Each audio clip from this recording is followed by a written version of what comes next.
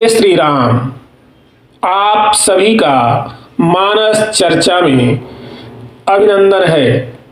आज मानस चर्चा का विषय जनकपुर से अयोध्या में दूत का आना और देवताओं का कार्य।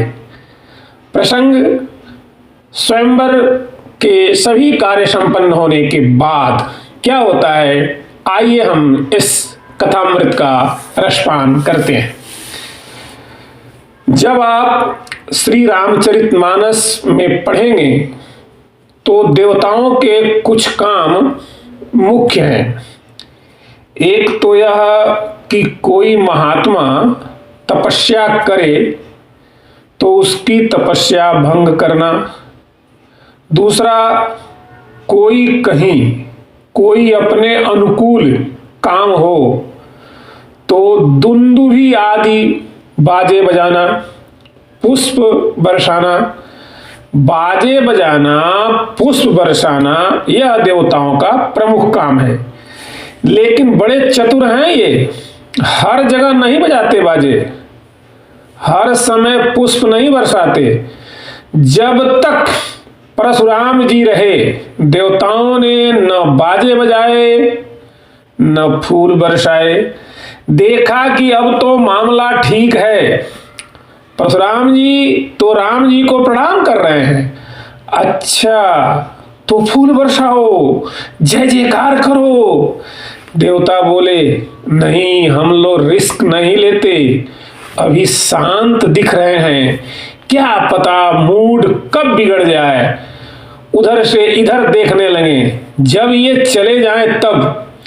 जब परशुराम जी चले गए, भृगुपति गए तो देवन दिन्ही दुंदुभी, प्रभु पर बरसई फूल। हर से पुर नर नारी सब, मिटी मोहमय सूल। अब इसमें संगति मिलाइए। जनक जी पैरन थके था जनु पाई। जब धनुष टूटा था तो जनक जी ने था तो पाली थी, पर पार नहीं हुए थे। एक धार रह गई थी, कौन? घोर धार भृगुनाथ रिसानी। यह एक धार पार करने को रह गई थी। पार किसने किया? घाट सुबुद्ध राम बरबानी। घोर धार भृगुनाथ रिसानी, घाट सुबुद्ध राम बरबानी। अब तो जनकपुर में आनंद ही आनंद हो गया। किसी ने कहा कि महाराज जनकपुर में सब तैयारियां होनी चाहिए। जनकपुर में सारी तैयारियां होने लगी, लेकिन लोगों ने कहा महाराज विधिराज से कहा गया। क्या कहा गया? बाबा गोस्वामी जी कहते हैं, दूत अवधपुर पठवहु जाई, आनहि नृप दशरथ ही बोलाई। पहुँचे दूत रामपुर पावन, हर से नगर विलो की सुहावन।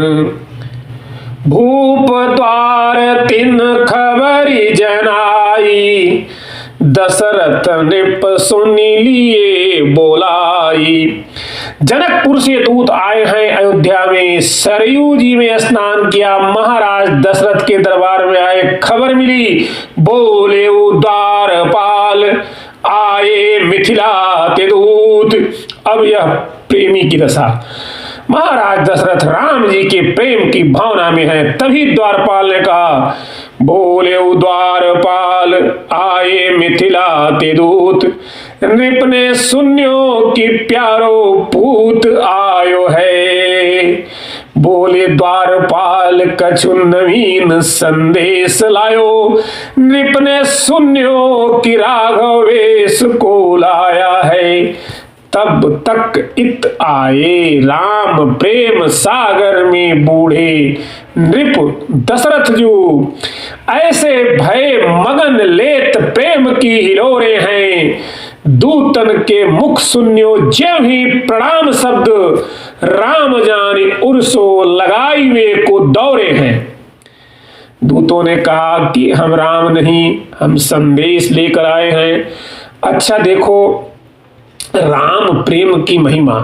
चक्रवर्ती सम्राट अयोध्यापति दूतों से क्या कहते हैं, यह संबोधन तो देखो। यह है भाईचारा राम जी के नाते सेवक और सम्राट के बीच। भैया चिट्ठी तो दे दी, दशरथ जी चिट्ठी पढ़ रहे हैं। अच्छा आप ध्यान दीजिए, चिट्ठी दो तरह से पढ़ी जाती है, या तो व्यक्ति मौन रहकर आंख से देखकर पढ़े या बोलकर पढ़े, वाणी से या केवल दृष्टि से। पर दशरथ जी दोनों से नहीं पढ़ रहे हैं, न बोलकर पढ़ रहे हैं न नेत्रों से पढ़ रहे हैं। फिर काहे से पढ़ रहे हैं, लिखा क्या है, आंखों में आंसू आ रहे हैं। ऐसे लगता है बारी विलोचन बाचत पाती, पुलक गात आई भरी छाती, बारी बिलोचन बाचत पाती, पुलक गात आई भरी छाती। बारी बिलोचन नेत्रों से जो प्रेमाश्रुओं की बूंदें गिर रही हैं, तो मानो आंसुओं से पत्र पढ़ा जा रहा है। यह प्रेमी की दशा है। वह चाहे संदेश पढ़े चाहे संदेश कहे। तभी तो उद्धव जी ने भगवान श्री कृष्ण जी से कहा था, नैक कहीं बैनन अनेक कहीं सैन सो, रही सही को कह दिन्नी हिचकीनी सो। प्रेम की कैसी पाती। दशरथ जी भाव विभोर हैं, आंसू बरस रहे हैं, राम जी का समाचार आया है और देखो भाव से भरे हैं। भक्त के जीवन में अभाव नहीं होता। राम लखन पुर राम जी लक्ष्मण जी के हृदय हैं, और साथ में करवर चिट्ठी। न दिल खाली न हाथ, नेत्र भी तो खाली नहीं, प्रेमास्त्र भरे हैं, वाणी खाली नहीं, वाणी बोल रही है। भैया कहो कुशल दो बारे, तुमनी के निज नयन निहारे। भैया कुशल, भैया कहो कुशल दो बारे। दोनों बारे शब्द को देखो, दोनों बारे। भैया कहो कुशल दो बारे, कुशलता से तो हैं। दूत बोले हाँ महाराज कुशलता से हैं। अब प्रेमी के बोलने का ढंग देखिए, कुशलता से हैं तो तुमने सुना है या देखा है? अरे महाराज हमने देखा है। अच्छा देखा तो क्या अच्छी तरह देखा? हाँ महाराज अच्छी तरह देखा। अच्छा तो अपनी ही आंखों से देखा। गोस्वामी तुलसीदास जी कितना सुंदर चित्रण किए हैं। भैया कहो कुशल दो बारे, फिर तुमनी के निज नयन निहारे, तुमनी के निज नयन निहारे। हाँ महाराज हमने देखा है, अच्छी तरह देखा है, अपनी आंख से ही देखा है। अच्छा तो तुम जानते भी होगे? हाँ महाराज जानते हैं। अच्छा महाराज पहचानते भी होगे? गोस्वामी जी कहते हैं पहचानो तो कह दो स्वभाव, प्रेम विबस पुण्य पुण्य कहराओ। पहचानते हो तो उनका स्वभाव बताओ। प्रेम विवश होकर महाराज दशरथ यह कह रहे हैं। अच्छा महाराज ऐसा क्यों पूछ रहे हैं? दशरथ जी बोले इसलिए पूछ रहे हैं कि कहीं ऐसा तो नहीं कि किसी दूसरे को देख लिया हो। दूत बोले महाराज कैसी बात करते हो, जब से आपके पुत्रों को देखा है तब से दूसरा दिखाई ही देना बंद हो गया है। देखी देखी तव बालक दो, अब न आँखि तर आवत को। और कैसे हैं ये दोनों? जिनके जस प्रताप के आगे, जिनके जस प्रताप के आगे शशि मलिन रवि शीतल लागे। जिनके जस प्रताप के आगे शशि मलिन रवि शीतल लागे दूत बचन रचना प्रिय लागी, न्यौछावर देने लगे। कहानी ते मूदहि काना, धर्म विचार सबन सुख माना। दूतों को विदा किया। भरत जी को समाचार मिला, पिताजी कहां से पत्र आया है। कुशल प्राण प्रिय बंधु दो, कहो अहि के ही देश।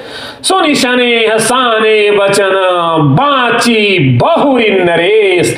महाराज दशरथ ने पत्रिका पढ़कर सुनाई। भरत जी के आंसू बरसने लगे। सकल सभा सुख लह विषय की। रनिवास में चर्चा हो रही थी। जब ते लय मुनि संग सिधाए, सुमित्रा जी कह रही है राम लखन के समाचार सक तब ते कछ न पाए। उसी समय तुलसी भरत आए तेहि अवसर, कही सुमंगल वाणी। और दूतों के चले जाने के बाद अयोध्या में हर्षोल्लास और बारात की तैयारी हो रही है। हम बारात के बारे में अगले प्रसंग में विस्तार से चर्चा करेंगे। आज के लिए आप सभी को जय श्री राम, जय हनुमान।